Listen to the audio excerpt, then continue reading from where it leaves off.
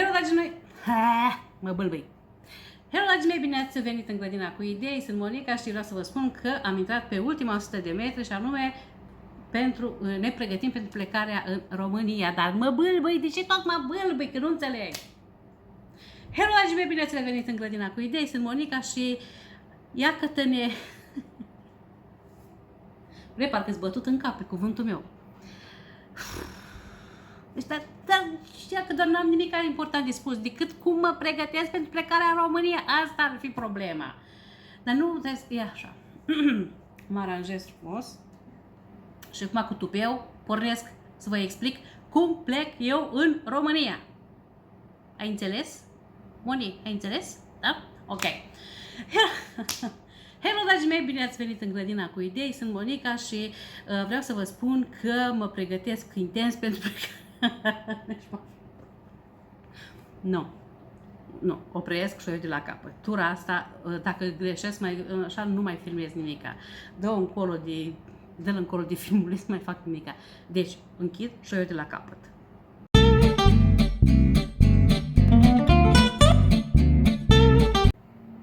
Hello, dragii mei, bine ați venit în grădina cu idei, sunt Monica și astăzi vreau să împărtășesc cu voi ceva din experiența mea legată de lunga călătorie spre România. Călătorie cu mașina, bineînțeles, și având în vedere că am trecut prin toate etapele, am plecat în România, bineînțeles am făcut traseul România-Italia de-a lungul a 20 de ani, am avut parte și de bebeluși și de copii de vârstă mijlocie, dar și de adolescenți, așa că fiecare grupă de vârstă are câte o anumită caracteristică, să zicem așa, însă contează foarte mult să ajungem cu bine la destinație. Și astfel, astăzi aș vrea să împărtășesc ceva din experiențele noastre pe parcursul celor 20 de ani de dus-întors România-Italia. Bineînțeles că am să încerc să răspund la câteva întrebări legate când plecăm, cum ne organizăm cu bagajele, pentru că așa asta este foarte important, și cum ne petrecem timpul în mașină. Pentru că călătorim 2 zile întregi aproape, așa încât trebuie să ne găsim ceva să ne ocupăm timpul într-un mod cât mai constructiv, cât mai creativ, cât mai să nu ne plictisim, cu alte cuvinte, cam asta e ideea. Așa, și voi începe cu prima chestiune. Când plecăm, asta, momentul zilei în care noi plecăm, de obicei este seara. Și așa plecăm și când erau copiii mici. Anul ăsta am avut așa oarecare tendință de a pleca spre dimineață, dar ne-am răzgândit și până la urmă plecăm seara, în jur de ora 7-8 pe aici pe undeva. O să mă întrebați probabil de ce plecăm seara. Din mai multe motive plecăm noi seara. În primul rând pentru că atunci când aveți copii mici, ei dorm, se odihnesc seara, așa încât atunci când ai mei erau mici, evitam să-i las să doarmă după amiază, așa că seara erau frânți de oboseală și dormeau bine toată noaptea și călătoream liniștiți, fără țipete, fără urlete, fără când ajungem, dar mai este mult și așa mai departe. Deci plecăm seara și atunci când erau ei mici, dar și acum că ei sunt destul de mărișori. Un alt motiv ar fi faptul că e răcoare. Noi plecând în luna august, când voi știți că e caniculă, e foarte cald, e mai răcoare și putem călători la fel nestingheriți, liniștiți, fără să transpirăm, fără să curgă apele de pe noi. Și un alt motiv ar fi faptul că e trafic mai puțin. Noaptea mai puțină lume călătorește, așa că toată autostrada e a noastră. Deci cam astea ar fi cele 3 motive pentru care noi plecăm de obicei seara, pe înserat, cum ar veni. E, dacă vreți, și un dezavantaj pentru că nu vedem toate peisajele noaptea, vă dați seama, nu așa, însă și se întâmplă ca taman în Ungaria, când nu e cine știe ce peisaj spectaculos, să mergem ziua. Dar important e că ajungem cu bine la destinație. Deci asta este cu momentul zilei în care noi plecăm, pe înserat, cam asta e ideea. Ne oprim de regulă în Slovenia. Până mai anii trecuți ne opream la diverse pensiuni. Acum o să dormim într-o parcare datorită și condițiilor planetare, să zicem așa. Ne oprim într-o parcare și ne vom odihni acolo câteva ore, 3-4 ore, depinde cât vom putea. Spun asta, depinde cât vom putea, pentru că noi plecăm și cu Kiko la drum. Kiko este în ordine, este vaccinat, este cipat, are pașaport, are tot ce îi trebuie, dar este prima dată când noi călătorim cu motanul după noi, da? Nu știm în ce măsură o să ne lase să ne odihnim, având în vedere că el foarte activ este noaptea. Și, na, noi am luat un spray din ăla care calmează pisicile, un Feli Way se cheamă, o să pun pe undeva imaginea. Sperăm să dea rezultate, sperăm să fie calm, liniștit, pentru că nu numai că ne stresează și pe noi, dar practic și noi ne stresăm gândindu-ne că el nu stă prea bine, că suferă și el. Deci practic e un feeling așa între animal și uman, știi? Știți, eu una sufăr văzându-l pe el că nu stă bine, așa că prefer să folosesc spray-ul respectiv și să-l văd calm și să-l văd liniștit. Asta e, cum vă spuneam, cu plecarea. Un alt lucru la care aș vrea să vă răspund ar fi cum ne organizăm cu bagajele, pentru că și bagajele sunt foarte importante. E bine, noi cu bagajele ne organizăm în funcție de itinerariu, în funcție de traseu. Când erau copiii mici, până pe la vreo 10 ani, să zicem, nu ne făceam un traseu, nu ne făceam un itinerariu. Ajungeam la destinație, la Vaslui, bine, cu oprire în prealabil la Hunedoara, la mătușa soțului meu și apoi ajungeam la Vaslui și acolo ne făceam noi traseul. N-aveam cine știe ce, copiii n-aveau pretenții și ce le puneam în bagaj aia era, nu-i interesa. Acum că ei sunt mari, ne-am permis cumva să facem un itinerariu de aici din Italia, așa că ne-am propus să vizităm o sumedenie de lucruri în România și evident că în funcție de itinerariul acesta noi ne-am pregătit și bagajele. Bineînțeles, fiecare cu gustul și cu preferințele lui, vă dați seama. Așa încât, cum facem?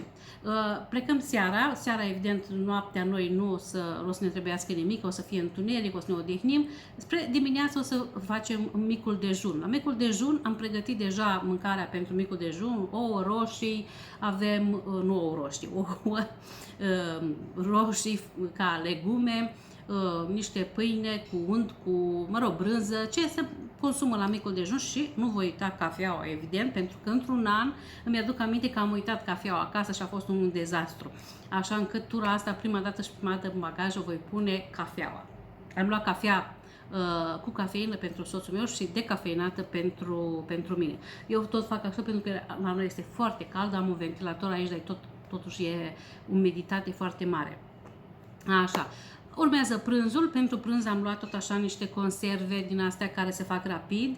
O să vi le arăt și pe acele, o să pun probabil tot așa câteva imagini. Ele sunt conserve, nu sunt sănătoase, sigur că nu sunt. Însă, pentru o zi nu-i mare nenorocire acum și o să vi le arăt și pe acelea. Iar seara sperăm noi să ajungem cu bine la Hunedoara, unde mătușa soțului meu ne va aștepta cu o mâncare făcut în casă, gătită, o mâncare caldă și probabil că o vom savura cu toată plăcerea după, atâtea ore de mers și mâncare rece. Vă dați seama că o mâncare gătită, o mâncare caldă pică numai bine. Asta în ce privește mâncarea, însă cu hainele la fel, fiecare are propriile preferințe acum. Am avut așa lungi discuții cu Teo, pentru că ea vrea să-și ia tot felul de hăinuțe, eu nu sunt de acord și uite așa ne ciondărim pe tema asta, până la urmă tot cum a vrut ea a făcut. Ca truc aici am folosit saci din aia în vid, da, care se scoate aerul cu aspirator și am făcut 2 saci, o să vă arăt și pe aceea. În rest, alte mărunțișuri le-am pus prin genți, unde mai pun că acum trebuie să luăm o sumedenie de alte lucruri cu noi, pentru că la Sighișoara nu prea avem noi mare lucru, abia ne-am mutat, așa că unele lucruri le-am trimis înainte cu un autocar, altele le luăm noi acum cu mașina. Deci, bagajele, așa, ce își pune fiecare în valiză, acum voi știți, lenjerii de corp, lenjerii, haine de schimb. Noi avem cu noi în mașină, înăuntru, în interiorul mașinii, ținem geanta cu lucrurile cu care ne vom distrage atenția, cărți, reviste, jocuri și așa mai departe, telefoane, evident. Așa, și vom avea și niște pernuțe cu care ne vom odihni. Am aici, să vă arăt un model, ceva de genul ăsta, știți, care se pun așa, sunt foarte comode. avem 4 din astea, deci noi suntem 4. Și de asemenea nu o felpă, cum să-i spun eu, când vine acum cuvântul în italiană și nu vreau, un blazer, o jachetă, o bluză de training, pentru că în Slovenia de regulă este răcoare, noi ne oprim seara și e mult mai rece ca în Italia sau ca în Ungaria, așa că luăm și o jachetă din asta, o bluză de training. Cam asta avem noi în mașină. Apă, bineînțeles, motanul. Da, cam asta o să fie conținutul în interiorul mașinii, celelalte le vom pune în portbagaj, în spate sau deasupra pe mașină. Și cam astea sunt bagajele. Deci în funcție de itinerariu noi stabilim bagajele pe care le luăm și ce anume luăm. Bineînțeles, noi mai avem și în România unele rămase de anul trecut, așa că nu se pune problema că rămânem dezbrăcați. Așa.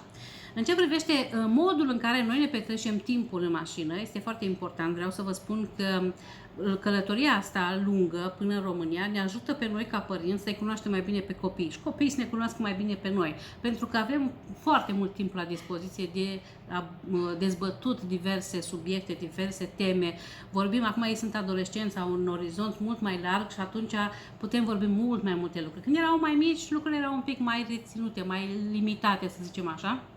Însă și atunci găseam modalități de a petrece timpul liber. Când erau copii mici, haideți să vă spun ce făceam când erau ei mici, în primul rând ascultam muzică, foarte multă muzică ascultam, muzică pentru copii, nici nu vă spun câte casete, CD-uri din astea cu melodii pentru copii, făceam karaoke, adică lăsam numai melodia și cântam noi sau puneam copiii să ghicească melodia, deci lăsam numai fondul muzical și ei trebuia să ghicească melodia. Era foarte interesant pentru că ascultam atât muzică italiană pentru copii și muzică românească și așa un adevărat spectacol, dacă vreți.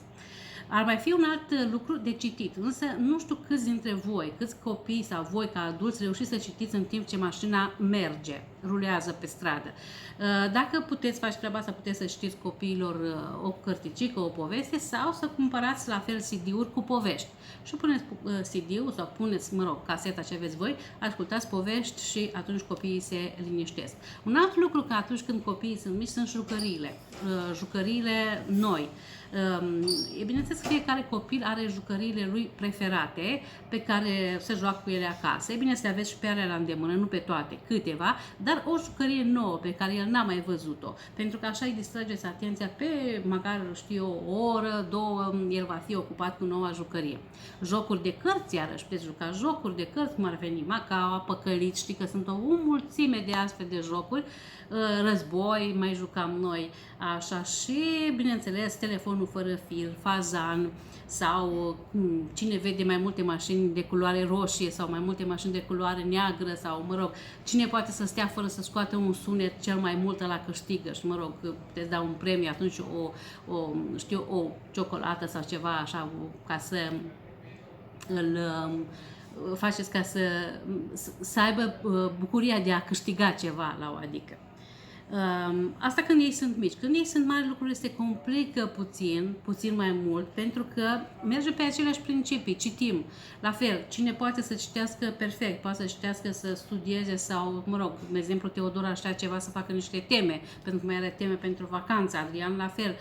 Cine poate, foarte bine. Cine nu, aici e altă problemă, la fel. Pot asculta podcasturi, pentru că sunt foarte multe acum apărute, pot să asculte muzică și aici cu muzica e iarăși o problemă, pentru că fiecare cu stilul lui. Teodora îi place un stil de muzică, lui Adrian un alt stil de muzică, iar mie, de exemplu, îmi plac cum melodiile anilor 80 și vă dați seama, dacă le-am pune să le ascultăm pe toate odată, ar fi un haos în mașină, iar Nicu ar merge așa, în zigzag pe stradă, pe autostradă, cu atâția muzicieni în mașină. Deci muzică, ascultare de muzică, telefon, tabletă, se pot descărca filmulețe, seriale care copiilor le plac. Și peste toate astea, comunicarea este foarte importantă. Discuțiile, părinți, copii, pentru că nici nu vă imaginați câte lucruri puteți descoperi stând așa de vorbă relaxat și trece și timpul foarte repede, fără doar și poate. Bun, cam astea sunt activitățile pe care le facem noi în mașină de regulă, când mergem la drum lung și mergem, slavă Domnului, Și vreau să vă mai spun că am căutat așa în decursul timpului și câteva trucuri legate de anumite, nu știu eu, chestiuni. Cum ar fi, de exemplu, să vă arăt imediat Teodora ce descoperire uimitoare a făcut. Am spus eu că pe internet nu găsim, dar dacă, mă rog, căutăm cu atenție, putem găsi tot felul de idei care mai interesante.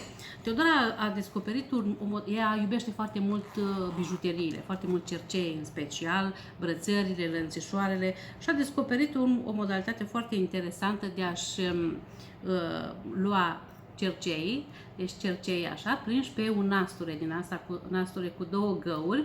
Ele stau foarte bine aici, stau două câte două și așa, și nu le pierde, le are la îndemână tot timpul.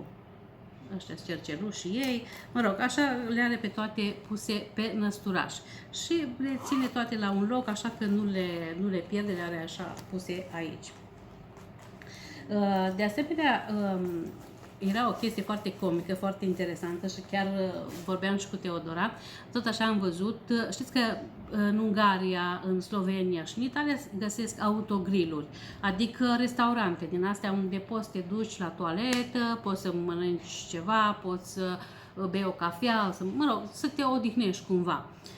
În România mai puțin, Și noi ne gândeam la o variantă, chiar văzusem, o să vă pun tot așa o imagine, o toaletă portabilă. O să vi se pară ceva ciudat. Noi ne-am distrat maxim când am văzut chestia asta. E un fel de scăunel cu un colac așa de wc pe care se pliază și poți să le iei cu tine, te duci și îți faci nevoile. Noi ne și imaginam cum mergeam cu scăunel, cu toaleta portabilă în lanul de porumb în România.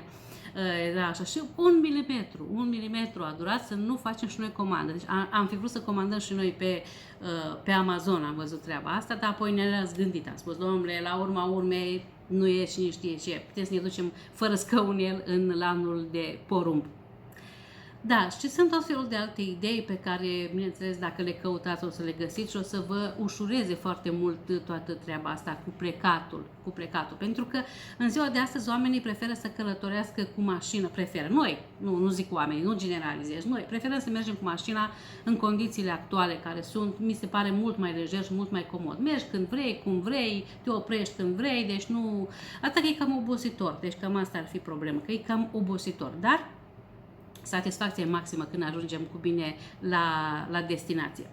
Ok, dragilor, astea au fost câteva din trucurile care am vrut să le împărtășesc cu voi, câteva din ideile sau ce facem, cum facem noi să ajungem în fiecare an în România.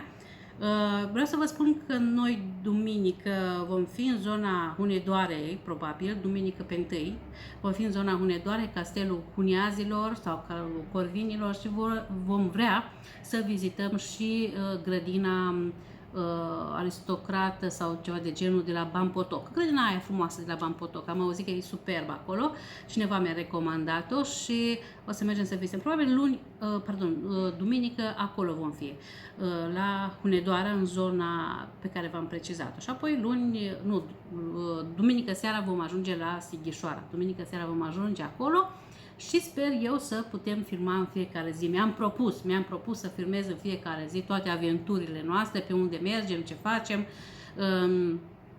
Poate cine știe, prin locurile prin care trecem, ne vom putea întâlni și cu persoane care ne urmăresc și vom fi cu toții fericiți, voi fi chiar mulțumită dacă aș putea să mă întâlnesc cu cât mai mulți dintre voi. Ok, dragilor, astea fiind spuse, eu vă îmbrățișez cu mare, mare drag, rămâneți alături de noi și haideți împreună în concediu în România. Vă pup!